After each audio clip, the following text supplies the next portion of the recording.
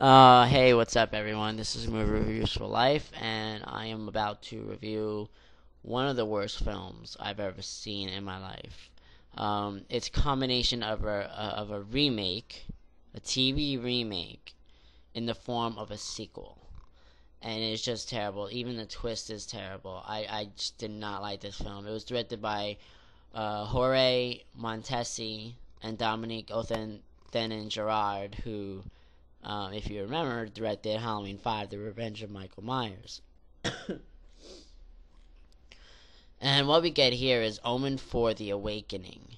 And it was a TV remake when Fox decided they wanted to go ahead and, bring out some old films and just start remaking films. They decided on this little ditty, but instead of making it a complete remake, they just set it up as a sequel.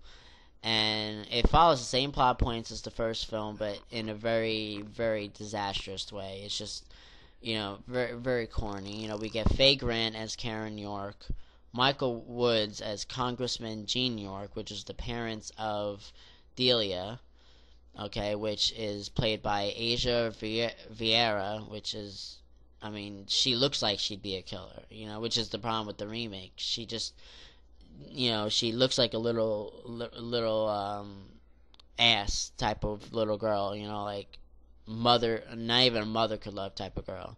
We get Michael Lerner, who plays Earl Knight, which is the investigator who Karen York asked to find her parents. Madison Mason plays Dr. Hastings, and Hearn plays Josephine York, which is Josephine Theuson, rather, which is their nanny, the one who finds out somewhat about Delia. Megan Leach plays Sister Yvonne slash Felicity.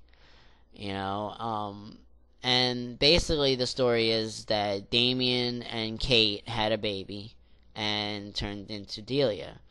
And the Yorks decided to adopt, because obviously it would look good to the elections because they're another political family, and strange things start to happen, except that this time Delia is well aware of who she is and what she can do, whereas in the original Omen, Damien didn't know what was going on around him, so Karen York decides to go look for answers to find out what's going on, because she starts to suspect things, and what she finds out is a twist that, I'm not even afraid to break. Delia is not the Antichrist. Delia is what Mrs. Baylock was in the original film. She's basically just the protector of the Antichrist, and she put in her seed into her mother, which is Karen York, into the baby that her and her husband actually do have. So the baby at the end of the movie is actually the Antichrist. And what's silly about that is that the 666 is on his hand, and she's never noticed that. The baby's been there for a couple of weeks, and she didn't even notice that there's a 666 on the hand of the baby, which is kind of dumb, But I spoiled the ending for you. Oh well. Alright, I'm gonna give this film a 1 out of 5. Alright, this is only available in the box set. And it all features are trailers. Like that's it. No, they didn't even want to do a commentary for this film. That's how bad it was.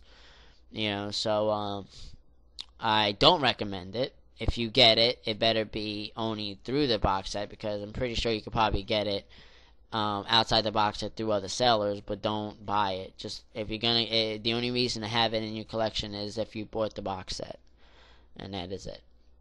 So don't go see it. I do not recommend it. Not even for the ones who want to complete watching all the films, because it is not a closure to the series. It opens up the series all over again in the worst way, and they never even continued with the story. So yeah. The reason why there's two directors is because Jorge Montesi, I believe it was, had created differences with the studio. So they brought in Dominique Othenin-Girard, and this is why the editing is so choppy, and it just doesn't seem to make any sense. I wouldn't even say there's any moments for you to really watch. The deaths are corny because it is a TV film. The deaths are corny. The story is incoherent, and it just makes no sense to watch. Basically, I've only watched it. I watched it twice. Once on TV, and the second time years later, just to kind of get a refresher of what I saw.